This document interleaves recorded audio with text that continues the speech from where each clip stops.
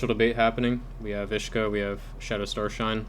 For this debate, Ishka's taken the position that we should define veganism as an animal products boycott, which is primarily against animal agriculture, and not Shadow Starshine's definition that veganism is a way of life that seeks to place the value of animal life, health, and liberty above the value of substitutable classes of good, services, and uses derived from animals.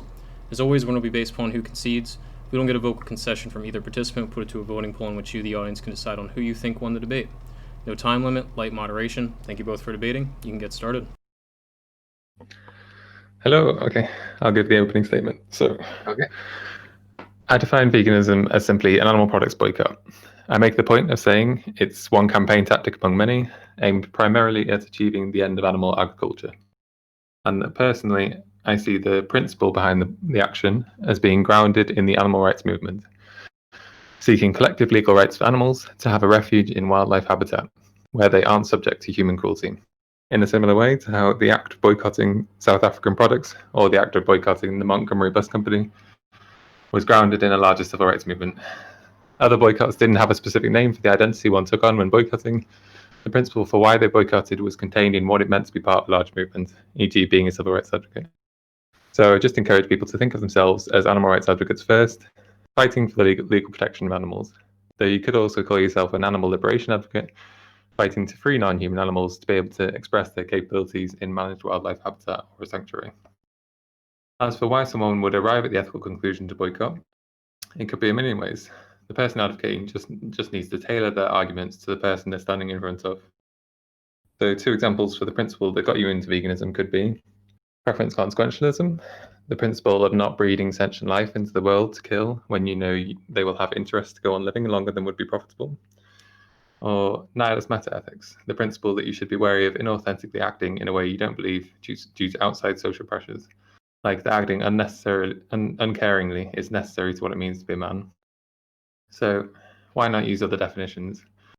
The reason I would encourage people to use the definition, an animal products boycott, and not other definitions, is it gets at the root motivation people have for being vegan, without being divisive about which ethical system is best. In 1944, those members of the Vegetarian Society who were avoiding all use of animal products created their own vegan society and came up with the word vegan. They did this after a series of debates in which they voiced their concern that we should also be advocating the boycott of the dairy and egg industries. Right, now I acknowledge that one problem with defining veganism as an animal products boycott is people saying, well, would you be okay with hunting wild animals yourself then? But to that I would answer, implicit in the word boycott is an ethical judgment on the activity that creates the product.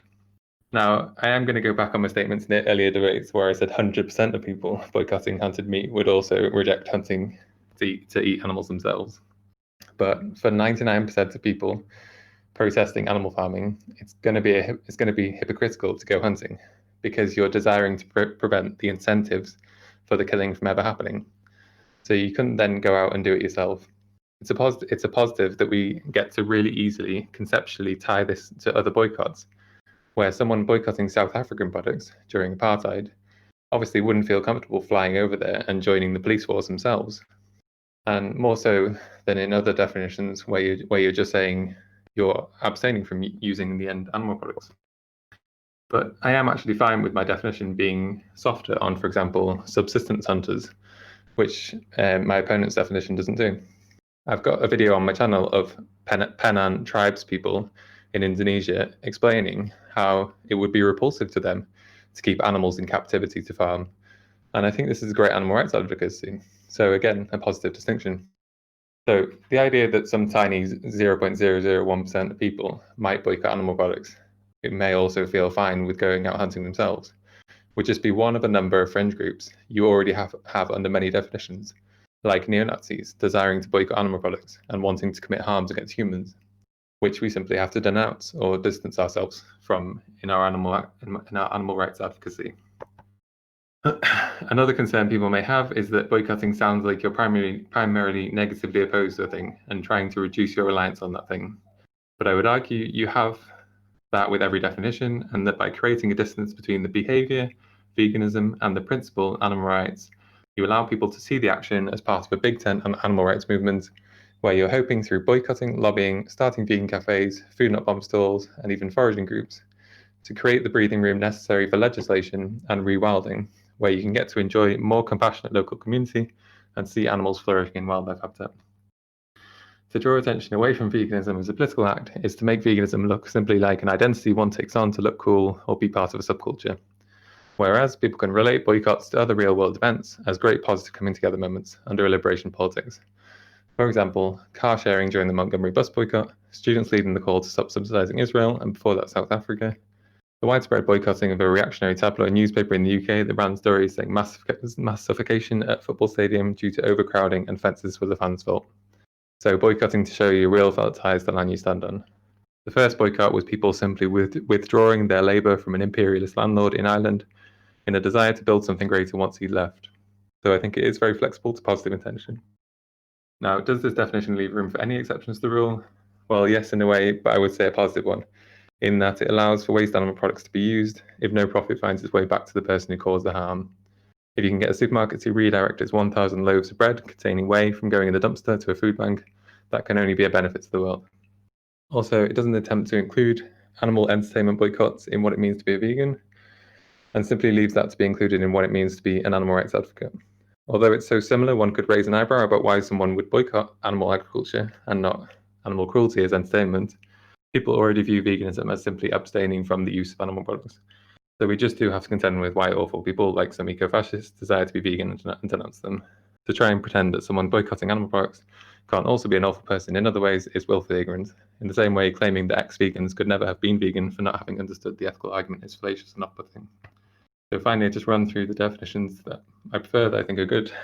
So what is veganism? An animal products boycott. This is a minimal behavioral commitment with very little confusion about what it entails. The idea that it's a protest allows for other priorities to override the idea, like the need to take vaccines with egg product. But either way, it's still a strong commitment to a commercial boycott. It's both the reason vegan society was created and simply the colloquial understanding of vegan as a person who does not eat or use animal products, but leaves room for veganism. And or a secondary definition of a way of living which seeks to exclude all use of animals. This includes other boycotts behaviors like avoiding animals entertainment, but is vague about whether it entails a weaker or stronger commitment to the act of boycotting itself. Potentially, we can move solely to this one definition when we can afford to give more or less equal focus to campaigning against other industries. Finally, what is animal rights?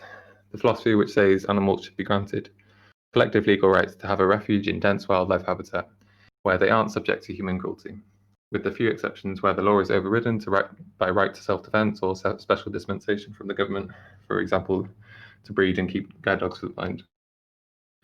Okay, I'll just leave it there, so you can come back on that. Okay. Just writing some notes. No worries. All right. I'm going to give my opening statement here. Okay.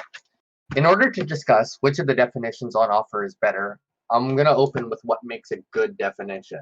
A good definition is one that adequately picks out its intended reference. Definitions can be too narrow, such as defining a dog as a domesticated mammal that barks with big floppy ears and a long tail. The issue here being that not all dogs have big floppy ears or long tails. That would exclude corgis and bulldogs, which the definition should include. Definitions can be too broad. If we say a dog is a domesticated mammal, it allows objects we don't consider dogs, such as cats. It's this latter problem, the problem of broadness, that I'll be bringing to charge of my opponent's definition. My opponent has brought the definition of vegan as an animal products boycott, thus making a vegan one who boycotts animal products. My argument is that there are people who can boycott animal products which are not intended for the word vegan, thus allowing in reference that should not be there. I will also argue my definition of vegan, while not perfect, selects reference at a higher accuracy than my opponent's. Veganism is a way of life that seeks to place the value of animal life, health, and liberty above the value of substitutable classes of goods, services, and uses derived from animals. My opponent has chosen his definition for a reason. Other definitions, such as the vegan society definition, are unrealistic and narrow. Many vegan definitions imply certain normative ethics or ethical stances, and veganism has a wide variety of ethical stances. Thus, the broadening is intentional and attempts to rectify this narrowing issue. My definition also aims to do this, and I argue it does so without over-broadening as a result. Let's start with analysis of the differences in definition and what their focuses are. My opponent's is fairly simple, an animal products boycott. What is the focus of this definition? What is being boycotted? The answer is animal products. The main focus of this definition is on the product that comes from the animal. My definition has two focuses. One is animal life, health, and liberty. Two is substitutable classes of goods, services, and uses derived from animals. Perhaps for simplicity, we could call my second part the same as animal products and say there is some commonality between definitions. However, what my definition brings to the table is part of the reason vegans are against animal products is the value of animal life, health, and liberty. My definition takes no stance on how animal life, health, and liberty is shown to be of import. It may be from utilitarian calculation or from a deontological perspective. To that, it's neutral. My opponent's definition makes no such reference. To the next point, why is it important that my opponent's definition makes reference to animal life, health, and liberty? Why is making reference to animal products not good enough? Well, someone can abstain from animal products due to health reasons, financial reasons, or because they don't like their neighborhood butcher. Such a person doesn't have to take a stance against that killing animals is wrong. Thus, we bring in the final part, which must do all the heavy lifting to round out the definition: boycott. Does the inclusion of the word boycott do the heavy lifting my opponent needs it to do in order to make his definition good? I argue not. My opponent will argue something along the lines of the following. A boycott either entails or implies an ethical stance towards the process of creating the animal product and thus serves the same purpose as my definition. I'll state this first. Implication is one thing and entailment is another. It's quite clear that my definition entails the value of animal life, health, and liberty as it's explicitly part of the definition. If my opponent's definition merely implies a concept without necessity, while mine entails it, and we both agree the concept is part of what a vegan is, I already have the better definition. So perhaps my opponent can instead state that the word boycott entails an ethical stance against the process of creating an animal product. It would be this statement that I say is false. To do so, let's look at the word boycott under the following lights. How is it stated in the dictionary? How do people use it in sentences? What are some past usages of boycott? In the first light, we look at the dictionary. Withdraw from the commercial or social relations with a country, organization, or person as a punishment or protest. This definition of boycott does not seem sufficient for my opponent's point to be made. One can withdraw from commercial or social relations as punishment or protest, not just because of the process of the creation of the product they make, but instead because of the country's, organization, or person's personal views or other behaviors. This brings me to the second light. Let's investigate some uses of boycotts in sentences. 1. I am calling for a boycott of Beats by Dre because Dr. Dre stated that only Black Lives Matter. Number 2. I am calling for a boycott of Nike shoes because they do not pay their employees a living wage. If those sentences seem to be an appropriate usage of word boycott, whether good or bad reasons, and I appeal to the crowd that they are, this undermines my opponent's position. The boycott of Beats by Dre in that sentence has absolutely nothing to do with the creation of the actual headphones. It takes no issue with their parts, nor their assembly, nor anywhere in its production line. It takes issue with an ethical stance this hypothetical Dr. Dre holds. Likewise, the second sentence doesn't actually have a problem with the material of the shoes, nor entail an ethical relationship about shoemaking, shoe parts, or shoe assembly. It takes issue with how much the employees are paid. The answer is simple: pay the employees more and the shoes are ethical again. This undermines my opponent's definition by showing reasonable examples of how one could take an ethical stance against a product while not being against any component of that product's creation. Thus, it is not entailed. In the third and final light, we look at past usages. In 2020, we have an example of a Wendy's boycott, and I'm going to put this in debate chat. This boycott by the Coalition of Immokalee Workers is over migrant workers taking issue with rampant sexual violence, forced labor, and other human rights abuses present in the harvesting of vegetables, such as tomatoes for fast food chains. Many fast food restaurants pledged support to their cause, but Wendy's did not. Thus, a boycott on Wendy's was initiated. Was this a stance against harvesting tomatoes and other vegetables? Was this an ethical support for the moral value of vegetables? No. It was about human treatment of employees, not the product. How about older examples such as the Montgomery bus boycott? And I will drop another link. Okay, there we go. A boycott taking place from 1955 to 1956 in protest to the racial segregation and unequal treatment of Black people on public transport. Does this entail a problem with bus construction, bus routes, or bus systems in general? No. The bus wasn't being boycotted in virtue of the bus, but instead because of human interaction and a tangential issue unrelated to the product itself. In all three investigated lights, I've sufficiently shown that a boycott does not entail an ethical position to the product or to the production of the product itself. Thus, whether or not my opponent's definition implies it or not, it is less accurate than a definition that is explicit. My opponent is relying on the intuitive notion of why vegans are against animal products. But definitions are not supposed to be vague and intuitive. We don't make the definition of dog, come on, we all know what a dog is. Even if it's true that we all do know what a dog is, that's not the point of a definition. My definition explicitly states in broad enough terms to say why vegans are against animal products without being normatively ethically specific, while being narrow enough that only vegans fit the definition. My opponent's definition is broad enough to allow those who boycott the product, but for non-product related issues, and we simply wouldn't think those people were vegan. As a final point, here are some sentences on offer on how that would go. I am calling for a boycott of animal products because they are produced in factory farms that are environmentally harmful. I am calling for a boycott of animal products because workers are unpaid immigrants who suffer PTSD conditions. Both of these stances would seem reasonable, and none of them entail any value to animal lives whatsoever. By making better conditions for workers or reducing environmental harm, these people would go back to eating meat. Whatever a vegan is, however we define it, it is not the sort of person who is looking for practical issues to go away so they can eat meat again. An animal products boycott is thus an inefficient definition, and I argue that because my definition entails the value of animal life, health, and liberty, it gets closer to the root of what a vegan is. And that's the end of my speech, and I'm just going to go over 3 notes that I wrote down during your speech here. And then you can go over any notes you have of mine. Yeah, no worries.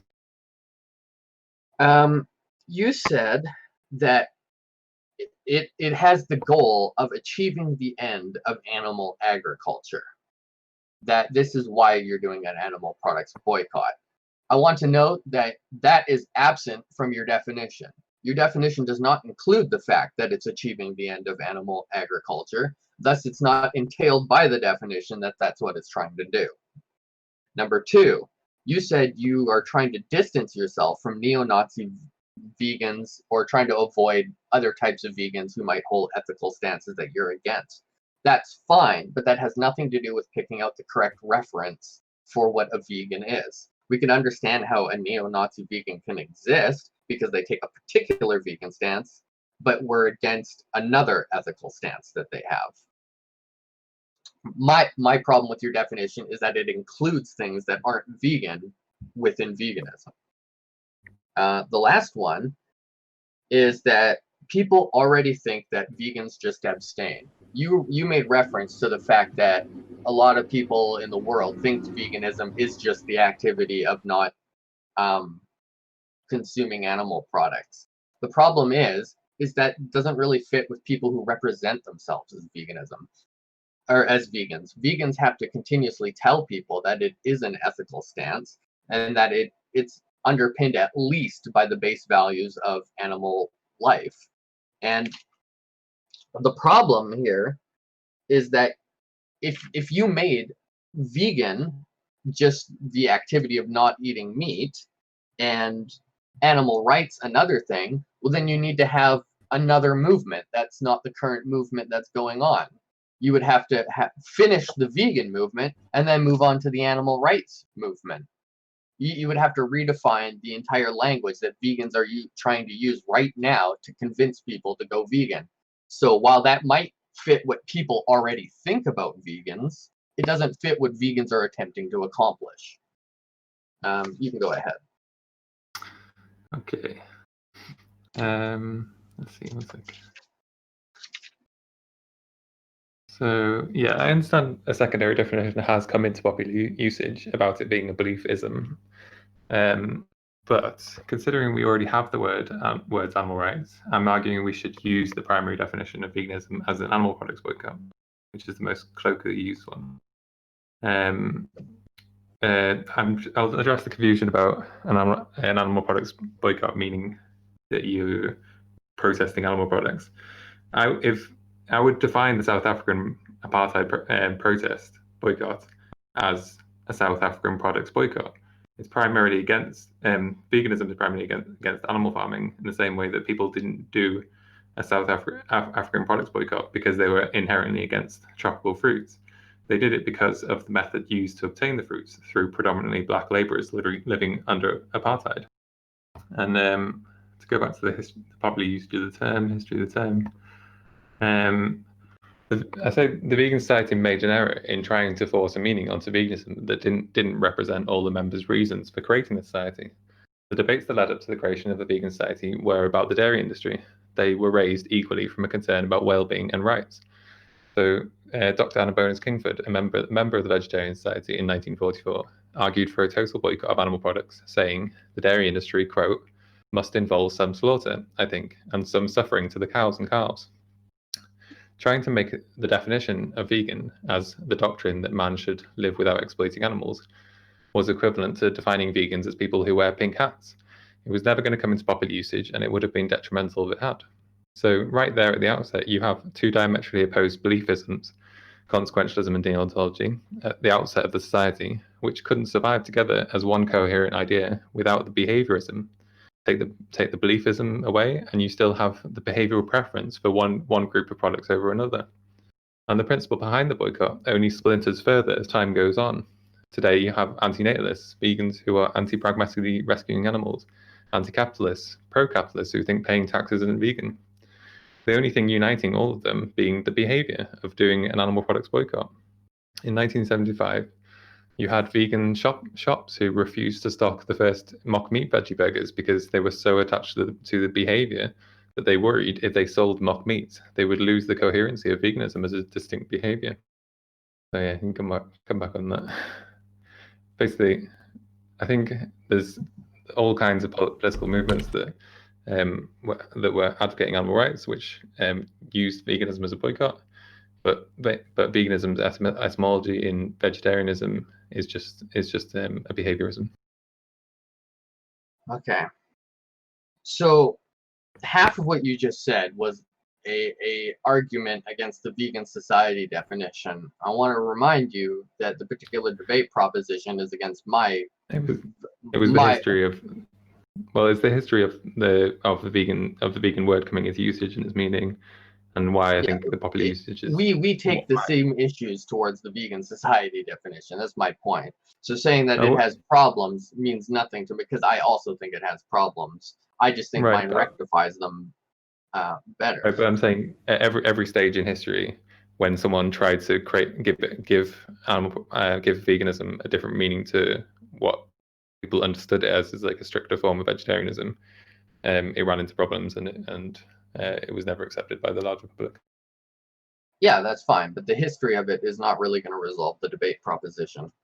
So, well, popular usage, history of words. The next, well, I'm not relying on popular usage, and neither are you. So, I am. I think that's how words use the utility of words too. I think that's why we should. It would be I might desire that the word have something in there about protecting wildlife, but I think it's important that we don't just try and radically shift the definition overnight to something else when it has to have some continuity. From how people understood veganism right now. I think what's most important about the definition is that it picks out the right reference, that the people who call themselves vegan would say, yes, this is what represents me. This was what defines my stance. And it doesn't include people that do not. One of the things you said is that the only thing that binds them is the activity.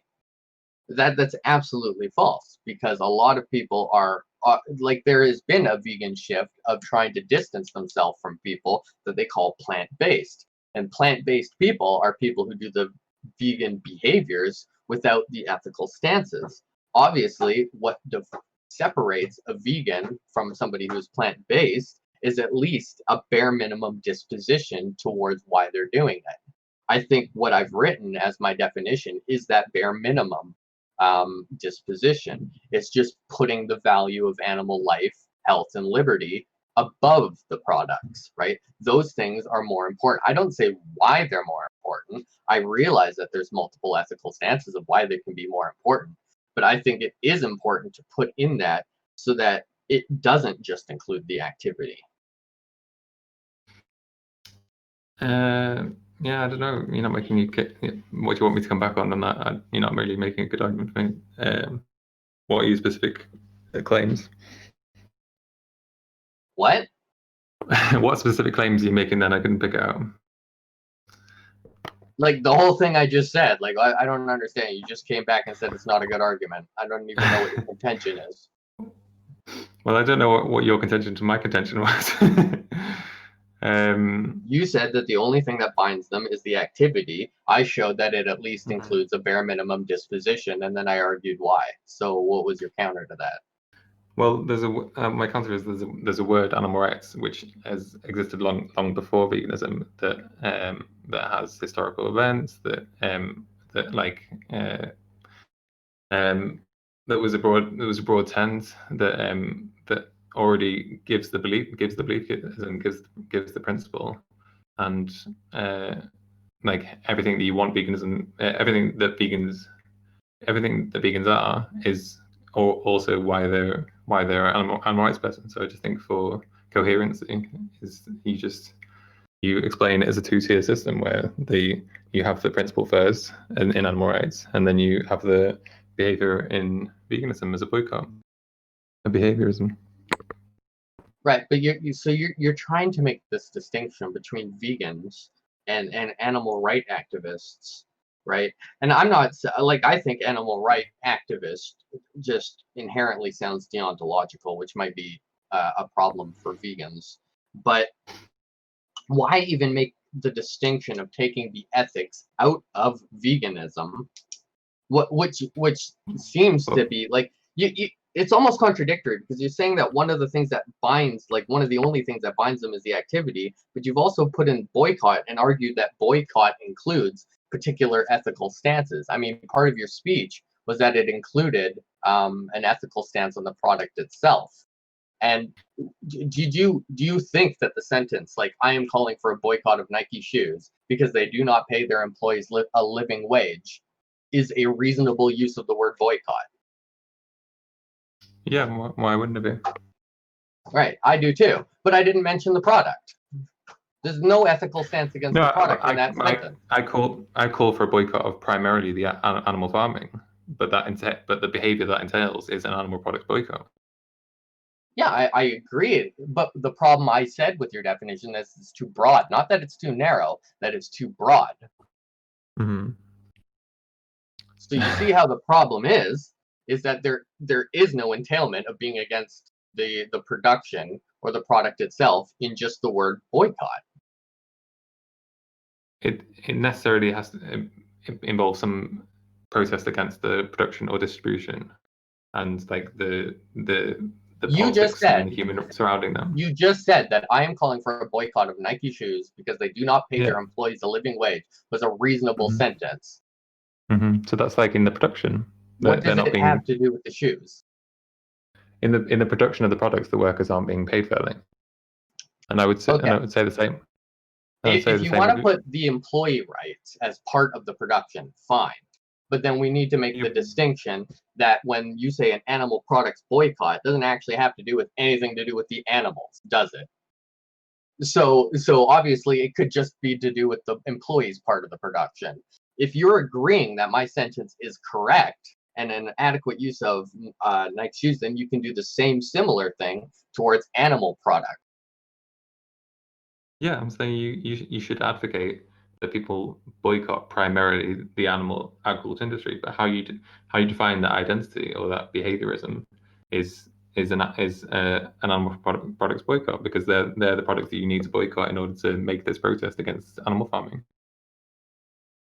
Yeah, the fact that you need to do a boycott to be against animal farming doesn't say that it's entailed that you're against animal farming in order to do a boycott. That's the problem, right? We're making the charge of broadness, not narrowness. So, like when I gave these sentences, I am calling for a boycott of animal products because they are produced in factory farms that are environmentally harmful, has absolutely nothing to do with the animals. Yeah, I'm fine with it not being for the animals, but like Are vegans fine with it not being about the animals? Because I don't think they are. It's 99% for 99% of people it's for the animals, but I'm fine with including people who are doing it for like farm worker rights and stuff. Yeah, like, if it's 99% of people who are doing it for the animals, then maybe that should be part of the definition. No, because we already have a word that does that beliefism. So it would just be trying to fit another word into it would try to fit a different word into veganism when we already have a word for that in fighting for legal animal rights. I mean, it doesn't matter if we have another word for it. The fact is, it's so descriptively accurate that it needs to be there. Well, so I accept literally has come to take on a second definition of figuratively because it rolls off the tongue so nicely. But in veganism's case, I don't think we have any benefits at this point in time to using a secondary definition of veganism, of beliefism, and so should stick to using the primary definition in all circumstances, and just acknowledge, of course, there are people who go a lot further than an animal products boycott, and so hold a commitment to animal rights that means a lot more to them than just veganism. You're saying that there's no benefit to it, but I think the obvious benefit is that there's currently a vegan movement. There's people out there calling themselves vegan, trying to convince people to go vegan, and what they're really hoping is to convince people of that beliefism. They're not just trying to convince them to take the activity. So if people see that the vegan movement is on the uprise, it's to the benefit of vegans that it includes the beliefism that they're trying to convince people of. It's to the benefit of animal rights. I mean, it's hard to have a discussion because it is so semantic, but I just see that this word has had a parallel in animal rights, and the etymology of veganism is like the shortening of vegetarian, so taking out the middle of vegetarian to vegan. It necessarily, like, for example, the Black Civil Rights Movement. People don't like people making their identity Black Israelites or Black Muslims as like the focus of the civil rights movement, because it's an identity within an identity which doesn't cover everyone. So, but it sounded like you already admitted it covered 99% of vegans. But not like if you try to put if you try to word the definition of ethics in there, like we can go on to we can try your definition. It holds contradictory it's like a tent of contradictory beliefisms, whereas if you take away the behavior, they have nothing like holding them together. They're like mutually antagonistic, like wild animal suffering versus like pro rewilding. Like so you need to have that argument at the level of like which animal rights laws are we fighting for.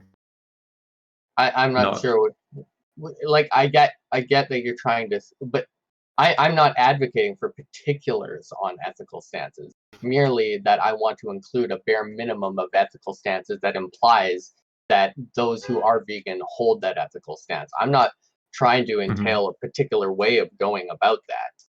I know. I'm just saying that whichever way you do it, you're going to have people who disagree and have the contradictory belief systems which don't hold together unless you have the behavior. So, like heroism is like acting bravely. Like it probably entails a principle about what it means to act bravely, but it doesn't. It's first and foremost the behavior. So, well, let's just move to your definition and see whether it's possible to include ethical language in the definition. So seeks to place the value of animal life, health, and liberty above the value of substitutable classes of goods. So for me, this has personal connotations. Fighting for the life, health, and liberty sounds like rights we grant individuals. I'd say I'm fine with having vegans on board who value carrots, a class of goods, more than the life, health, and liberty of the worms we indirectly kill by turning over soil for the birds to feast on. The service I'd like to see us do for animals, non-human animals, collectively, is just not purposefully killing them and giving them enough wildlife habitat that they don't go extinct due to human developments and aren't forced to eat from fields or dig through trash to survive like urban foxes. So the fact that they're in the fields eating worms is like an overflow of the service that we've already given them. But I don't need to respect their life, health, and liberty, not to be killed in the fields. Yeah, but my definition doesn't say that all animal life, health, and liberty trumps everything, right? It says it's above substitutable classes of goods. Now, you can substitute animal products directly with vegetables. That's one of the main reasons for the definition. Now, you can say, well, you can also substitute vegetables for trash, but where does that actually improve the animal life, liberty, or health? Right? Is that an actual market improvement? Where did this trash come from? Trash obviously existed because we already made a product. The point is that you're choosing a way of getting that class, which would be food in this particular example, that prioritizes health, liberty, and life, health, and liberty above that class of goods. You're not putting the class of goods above their life, which is what a non-vegan would do. No, not necessarily. You can acknowledge that whichever way we farm at the moment, we don't have the technology to avoid crop deaths, and that you have done a service. You have done a service for your own sense of virtue of just of wanting to experience wild animals in the wild habitat, but that when they happen to expand into our agriculture, our field, our farming, that you value being able to eat first, and so you're placing the class of goods above the life, health, and liberty of the animals in that specific circumstance. But what did you do with the word substitutable? If you have to kill something to eat it in order to not die, then that's not substitutable because it was your only option. Well, no, it's not even nice. You want to live a healthy life. You could choose a less quality health diet by not eating as many foods that grain foods that might kill more animals. But you know that for human health that you have a high quality of human diet if you eat food with grain in it. Yeah, but you seem to be implying that my definition implies utilitarianism, but I don't see where that is. You pick a class of goods, which is food, right? And then you put the value of the animals above that class of food. So you choose where you get your food that highest prioritizes it. Then you can eat the food from that class. It doesn't say how much. It doesn't say eat the bare minimum of that source. It just says choose the source that puts animal life first. In your definition, it's talking about the personhood of the animals as individuals, and I don't think that's I don't think someone has to have that ethical commitment. I think in circumstances, I think they can solely want to live a life with more meaning that involves hiking into wildlife habitat and seeing a flourishing dense wildlife habitat and create borders around their fields. But if worms happen to use it, expand into that soil, then so be it. The goods have a higher value. They're above the value of the animal life in that circumstance. Okay, well, where did substitutable go? That's the problem. Is every time you use a counterexample, you seem to just exclude above the word value of substitutable class goods. Explain to me again how you think that's avoided by substitutable. Are you asking me what substitutable means? Sure, in this context. Yeah, it means you can replace one type of good with a different type of good. Mm-hmm.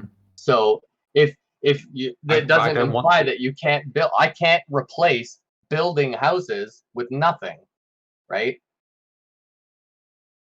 That's not Yeah, but I'm replacing not. a class of good with another class of good. That's just not doing it.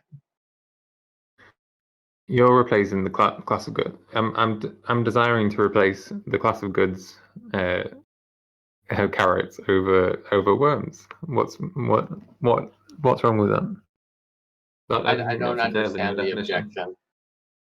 Okay, maybe we could just move on. I don't know. I just don't think that's entailed within. I think in terms of like advocacy, it's like people are going to see that as you wanting like giving civil rights to animals, citizen approach, and I don't think. And it's talking about individual personhood and all these things are like it's too long. It's not people aren't going to remember it, and it's not good. So it's just not a good definition for popular usage. I suppose I don't even understand how your objections even apply to my definition. Okay, well, you can come back on my one if you want. That they were my objections. Okay. Yeah, I don't even know how to address them because I don't even see how they apply. Okay, no worries. Where else should we go?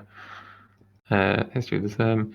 Yeah. So, all right. So people like to imagine that veganism, that veganism started when you created the word, the Vegan Society created the word. But going back to the 1800s, there were advertisements in the Vegetarian magazine about people wanting to refuse. They wanted to find alternatives to leather, like not buying leather. So people, people throughout history have avoided all animal products. Have wanted the animal farming to die, protesting against it.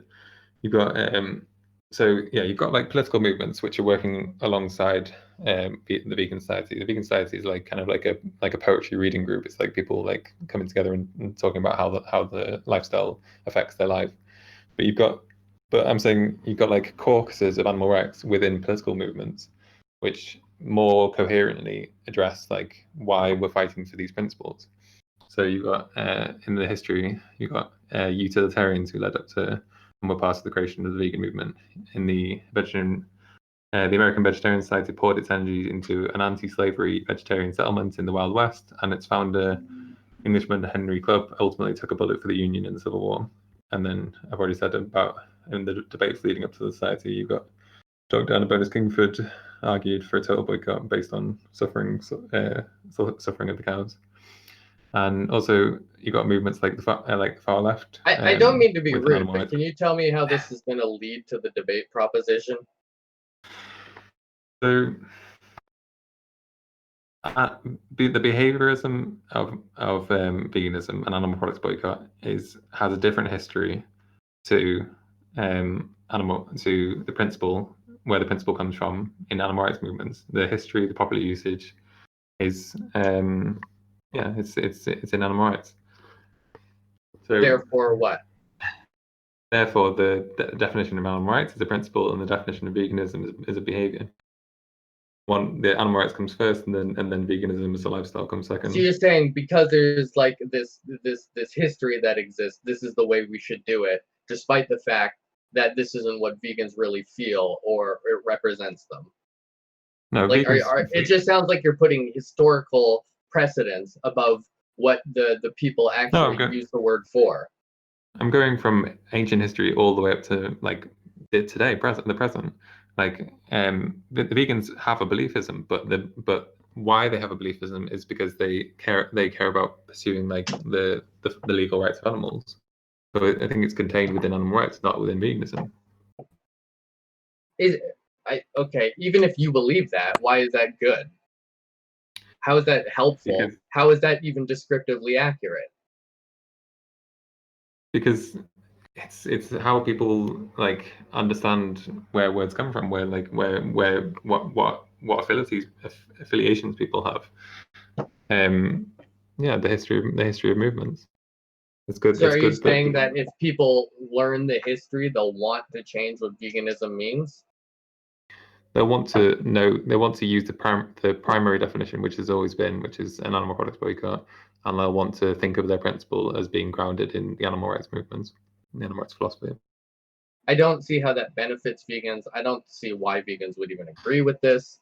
I mean, it seems that vegans have been against your definition so far because of the lack of entailment of ethical principles. But you're telling me that if vegans learn the history, that all of a sudden they're going to change their mind on that. I don't see that as the case. What scientific studies have you done to know that people are majority against this definition? I point to Google saying political usage is a person who avoids animal products. There's tons of other articles and people advocating different language approaches to advocating veganism. Well, I'm not sure if you're going to call this a scientific methodology, but I've been debating veganism for 2.5 years now, and I've had thousands of conversations on it. I think I know at least that vegans uphold an ethical stance, and that those who don't, they have a desire to call them plant-based and distance themselves from the label of veganism. Now, I don't know if that passes your rigorous scientific standards. However, I think that's a reasonable enough stance as given my experiences. I'm happy that the behavior infers an ethical stance. Like I know that it's not just about health. Like you can avoid all animal products in your diet for health reasons, but you can't avoid leather plant leather for health reasons. Animal leather in favor of plant leather. I think the history up to the present is really interesting. I think it informs the popular usage. I'll read what there was a movement in France called the Vegetarian of insurrectionary anarchists robbing banks to build up their working class communities. There was a Tolstoyan congregation in Croydon in Tolstoy means Christian anarchist. Congregation in Croydon in South London that set up the Vegetarian Society. And that Vegetarian Society was still around in 1944 and one of the pivotal events that played the role in the launching of the Vegan Society. They congregated in a cafe that was run by German socialists who'd fled Nazis, and so their egalitarianism was the reason why they were vegan. There's a quote about how the Vegetarian Society has reason to be grateful to this cafe owners, Walter and his late wife Jenny, for services rendering in the early days of veganism. Thank you for leading so many to a healthier and more humane way of life. And then, as well as simply the vastly disproportionate number of left-wing people who go vegan than conservatives today. I'm not sure that we're going to be able to squeeze much more out of this. That's fine. If you're fine with that, I'd be happy to go just for closing statements, and then we can finish. Do you have a preference of who goes first? No, you can go first. I don't mind. Or if you want to go last, you can go last. Okay. No, I'll go. I think my opponent relies on a type of definitional legitimacy through historical prescriptivism. That what a definition should be is something that accurately describes the history of it. Whether or not that's the case, whether or not he's accurate or not really isn't my argument. I don't as much know the history of it as he does, but I'm more of a descriptivist when it comes to language. I want to know how it's being used, how the people label themselves, what those people are attempting to accomplish, and I want that whatever the definition is to represent those types of qualities in order to be legitimate. I don't feel like my opponent's definition really takes those qualities into consideration for the legitimacy of a good definition. So that's sort of where we depart. As I've shown, and my opponents seem to agree to, there are usages of the words boycott that doesn't really talk about the product, as in the animal and the animal's life, but can more talk about the employees or side effects or personal beliefs of things that are held. Boycott is a very broad thing, even if it does imply an ethical stance. it's so broad to what the types of ethical stances are that we would include things that we just don't reasonably think are vegan.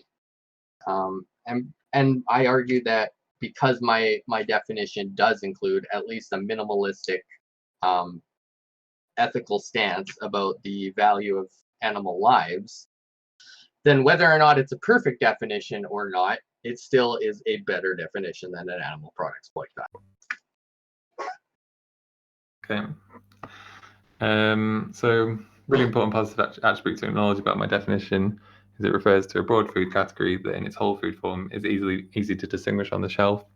Therefore, experimenting with the diet doesn't need to feel like a burden to take on board in the same way that other definitions include things like researching and seeking out parent companies in everything you buy, unethical parent companies. All that appeal is lost when you try to include researching and boycotting non-parent companies, as well as having a cast iron meaning in not using any products which has its origin in the body of an animal.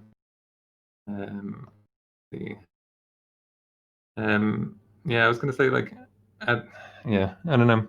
It might be that the definition changes over time, but like other words have, but and you've argued that it should be this other definition, but I don't see. I've argued that it talks about personhood and is a bad direction we want to go in if we want to be focusing on rewilding. Yeah, I don't know. I think that's it.